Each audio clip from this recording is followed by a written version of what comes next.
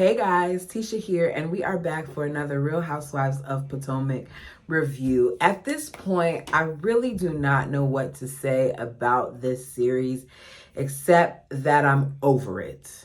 If I'm being honest, I just am. This episode was all over the place, so just understand that I'm probably going to be all over the place too.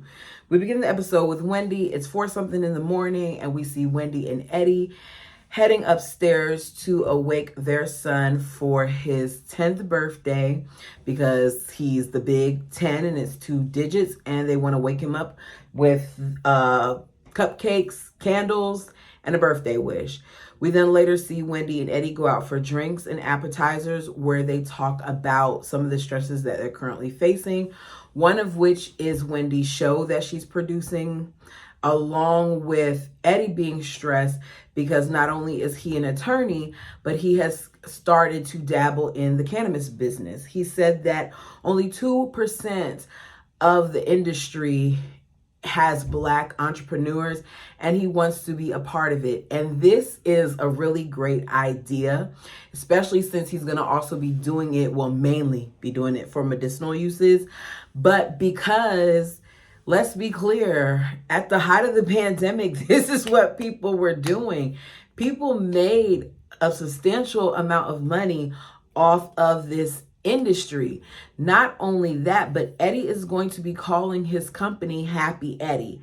So he's pulling a candy because he's making a business deal out of what was originally a joke against him.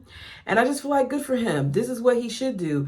Why not tap into that industry if you have knowledge of it, and if you can partner with people who are going to make sure that you do it the correct way, have the right strands, all that other stuff, then good for him. Wendy says that one of the things that she wants to make sure that they continue to do is make time for each other, though, because a lot of times Eddie's coming to bed when she's asleep, and she feels like they need to make sure that they have time for one another, especially when it comes to their intimate moments. We then have Ashley, who we see with Giselle, and they're coming up with an athleisure line. I still can't wrap my head around it because to me it's very random, but they claim that they both want to do this, so why not go into it together? Hopefully this business is more successful than Every Hue, because we saw what happened with that, but I'm sure that maybe Giselle can have certain contacts that may help out with that. I don't know. Giselle says that this business is going to be like a Lululemon meets Fenty. I really don't care about them and all the different things that they talk about. They talk about patterns and putting material in the crotch of things so that it doesn't interfere with women who don't want to wear underwear and things of that nature. And Ashley lets it be known that she's basically trying to do some other business ventures because she needs to receive income other than Michael, which further confirms that part of the reason why Ashley has not left Michael is because she needs Michael's money. We see Karen, who is with Val and David, which is her aunt and cousin, to discuss the home that's in Surrey. Karen bought it with hopes of renovating it in a little over a year. She says if she can't renovate it the way she wants to, she intends to build something next to it, maybe even have a weed farm, her words. We later see Ray and Karen go out for a day date. He finds out that it's happy hour, so he's switching to the happy hour section of the menu. And Karen switches it back to the regular section because she says that he needs to be in the regular section, which is the I Love My Wife section. For me, I don't care what section he's in. I just need Karen to be thankful that she's out and that Ray's awake and able to go on this date. Allow that man to be frugal and enjoy the fact that he isn't working. They discuss her health and how she says that one of the things that she wants to do is she wants to get a trainer, and she wants it to be male, and she wants him to help her pick the trainer out, someone that he's comfortable with. And I'm like, okay, Karen, just go to the gym. Especially if you don't exercise on the regular, just go to the gym and see what happens.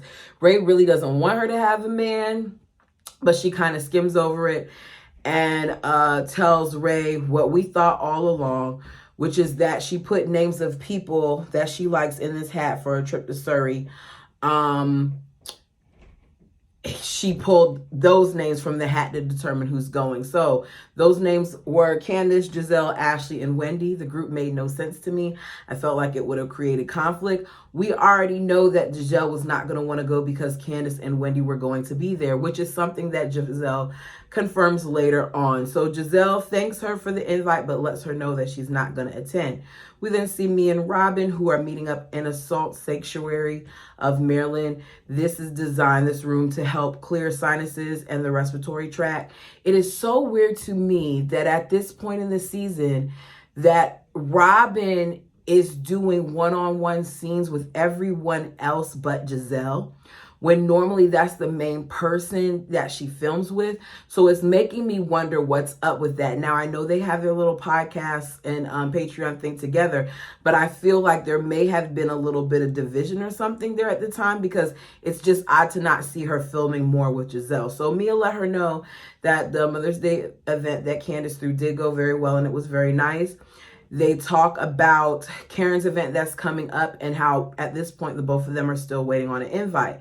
Robin then brings up how she saw a screenshot in Karen's phone 5 years ago that was of her, her mom, her dad, her kids, and how she feels like Karen is obsessed with her, and this is proof. I don't understand why this is something that she would want to bring up 5 years later.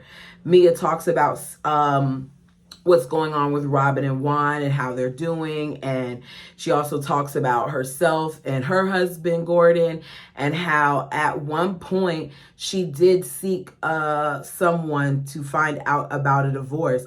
Robin is looking at her like, what? And she's like, I'm so sorry to hear that. I love you two together. But then in confessional, Robin says that maybe Mia, being the stripper, thought that she was going to live carefree based off of Gordon. And she did, because they show flashbacks of Mia bragging about how Gordon would pay her $2,000 just to sit there and talk with her. So she did think that she married up. But I have to say, what goes around comes around. So Mia, this is what's coming around.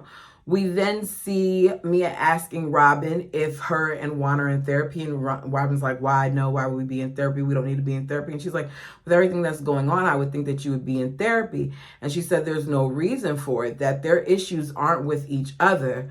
Basically, from that conversation, I got that Robin likes the fact that Juan is dependent on her again. And she also likes the fact that he's home more, because how many excuses is he going to be able to come up with as to why he's leaving to cheat on her? We then have Nneka. Nneka is back talking about her house again, because that's all she has as her storyline is her house and Wendy. She says it's an adjustment being in this home with Ike, because for majority of their relationship, they were long distance. I do not like how how Nneka speaks to Ike. It seems like she's always fussing at him. Like she kind of demeans him when she talks to him. And I just feel like it comes across as she's dominating him. Giselle then comes in with her skin tight outfit to come to this girl's house who she knows has a husband, but whatever, I'm gonna leave it alone. Giselle says that Nneka is smart enough and witty enough and intelligent enough to be with this group, and she likes her. And I feel like, of course, she likes her, because Nneka at this point is going against Wendy. I wonder how she would feel about Nneka if she did not do that. They talk about babies and IUI, which means that Anita would be injected into her with her husband's sperm, that Mia went with her to go see about this, and now that's kind of the route that she wants to go. They then talk about Karen and how Karen, in Nneka's words, tried her because she was giving her a tour and all these other things. And then she let Nneka know that she is in North Potomac, which, looking at the map when they showed it, it does look like, based on what they show of the map, that she would be north and that Karen would be south. But Nneka, according to her, says no. Meanwhile, Giselle says that you were in the 20854 and you're an owner, that Karen isn't, she's a renter, so she doesn't have anything to say about it. And I just feel like, who cares? The doorbell rings. Nneka acts like she didn't have anybody else coming over, but it's Charisse. I'm sure production, Nneka and Giselle all knew they were going to have this moment with Charisse. That girl, nobody just pops up at your house, especially if you're newly friends. Don't pop up. We see that they are neighbors and that they've been hanging out a lot at night, according to Nneka. So it just so happens that right before the doorbell rang, that Giselle was asking Nneka if she's got into contact with any of her neighbors and that she should go to her neighbor's house and give them cookies and stuff. And then one of her neighbors, Sharice, comes. It just doesn't, come on now. Y'all, come on. We peeped this. Don't play in our faces. Nothing about that says storyline. Yeah, okay, right. Giselle then talks to them about the text that she got from Karen and how she basically told Karen that she has no desire to sit for 4 hours in a Sprinter bus with Candace and Wendy, which is exactly what I thought and what I said earlier. She told Karen she does not want to be put into danger, and we see a clip back of her saying that. So she's like, I don't understand why Karen would invite me with those girls. Giselle is going to continue to try to ice out Candace and Wendy, and production is going to allow her to do that. They need to get to the point where if these ladies don't show up to events that they're scheduled to send at, to appear at, dock their pay. Include that in their contracts because something has to give. We find out that Karen then sent everybody a text saying that I'm inviting everyone to my farm at Siri, that I've updated my insurance information. We see Robin decline and say, you know, thank you, but it's extremely last minute and she's had a previous commitment. She's going to be spending family time with her children and her nephews. And Mia says that she can't get past the original invite, so she doesn't want to go because she doesn't do last minute RSVPs. And I don't blame her. Mia had every right to decline the offer. So did the other ladies that were invited at the last minute. Karen is in no position to feel any way about Mia feeling a way about being invited last minute. And I don't even like Mia. I'm going to call it the way I see it. We then see it's 13 hours later and the girls are leaving for the trip. Candace, Wendy, Ashley, NECA, and Karen meet up at the Sprinter. Wendy tells them about Eddie throwing a cannabis party, mainly for the men. NECA then lets us know that she's going to do a pajama party at her house. It's weird, even the way that they both brought up that information. NECA claims that she wants to move with her heart, which is why she's inviting Wendy to her home. Ashley tries to kind of mediate in it, but I don't buy that that's why she's doing it. I feel like I'm kind of with Wendy. You don't just invite every and anybody into your home, but I wish that rather than Wendy acting like she didn't hear her talk, that Wendy would have said like, thank you, let me think about it. Or, you know, given where we are currently, I don't feel like it's a good idea for me to come. Something along those lines. I hate passive aggressiveness. Just be direct and say what the issue is. And that's one of the main things that I'm not liking with about Wendy. I'm very big on energy. I have friends that have never been inside my apartment. It's not that I don't like them. It's not that I don't love them, but the energy that they have with them, I don't need that up in my space. I don't need that up in here. Wendy thinks it's funny that Ashley and Giselle are creating a clothing line because she talks about, Ashley does, about the whole clothing line. And I'm with Wendy because Wendy says, do you see how they dress? And I'm exactly, even production, thank you for showing the clip of how they dress. I'm with Wendy. Wendy is correct. Why would you want to bring the daughter of someone who you were saying shrines and she's a witch and all those other things into your home? Make it make sense. As this woman with the faith that you have and what you believe, why would you even want that around you? So something about that whole situation isn't adding up to me, especially for you to act like you were so scared of what Wendy's mom supposedly said, and now you want to invite Wendy in her home. Do you not think that maybe her mom could give her something, since that's what you acted like in informing every member of the cast that that was the situation? Why would you want her in her home? The ladies stop, get some margaritas. They're feeling nice off the margaritas. And then we see them arrive in Surrey. They are introduced to some of Karen's family at her grandma's house. Karen speaks of how powerful it is to own part of the property that her ancestors were slaves on. And that is true. There is a house blessing. We then see the ladies change into overalls. They do rake work around the tree so that when they come and cut the tree down, there's less for them to pick up.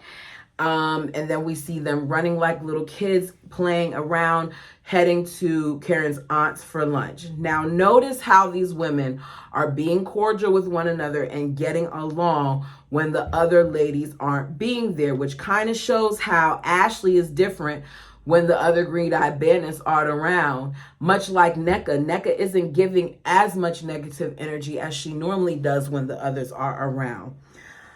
They discuss Ashley and Candace and how even they're being cordial in this thing, and Ashley saying how she hopes that at one point they'll be even better. Ashley says, given how they're responding in this, she's hoping that Nneka and Wendy can get along and get to that point too. Me personally, I feel like a lot of damage was done because of how serious the accusations that were made against Wendy's mom were. And Wendy has every right to feel like it wasn't right, and kind of like she in some ways was being used for a storyline, because other than that, what has Nneka given us? They talk again about their issues. Wendy says she has no interest to have a conversation with someone whose existence is inconsequential to her happiness. So I feel like just leave it at that and let it go. Wendy says the invitation to Nneka's home doesn't show accountability, because there should be steps before you get to C. You have to do A and B. And I gotta agree. You don't invite me to your home if we're not in a good place. It just doesn't seem right. But I get it that this is a show and that's what happens. Thank you so much for watching. If you have not done so already, please like the video. It helps. Please comment below. Tell me whose side you're on, Nneka or Wendy's. I don't get a lot of response in these Real Housewives episodes. And for me to sit here and suffer, I would love to see what those of you who are watching think. Until next time.